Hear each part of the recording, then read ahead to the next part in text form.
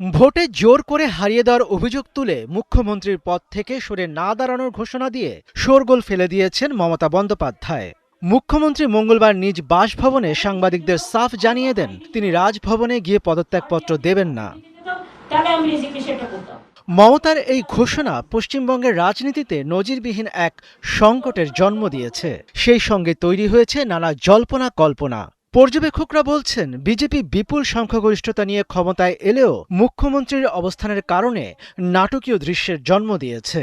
শেষ পর্যন্ত সিদ্ধান্ত বদল না করলে তাকে বরখাস্ত করার মতো নজিরবিহীন ঘটনা দেখা যেতে পারে ভারতের বুকে।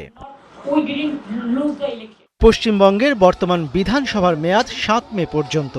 নিয়ম অনুযায়ী নির্দিষ্ট সময়ের মধ্যে নতুন সরকার গঠনের প্রক্রিয়া শুরু করতে হবে, যার প্রাথমিক ধাপ হল মুখ্যমন্ত্রীর পদত্যাগ। তবে মমতা শেষ পর্যন্ত পদ না ছাড়লে তাকে বরখাস্ত করতে পারেন রাজ্যপাল। এজন্য রাজভবন থেকে জারি করতে হবে একটি বিশেষ অধ্যাদেশ। আবার রাজ্যপাল সরাসরি বরখাস্ত না করে মুখ্যমন্ত্রীকে বিধানসভার বিশেষ অধিবেশন ডাকার নির্দেশও দিতে পারেন।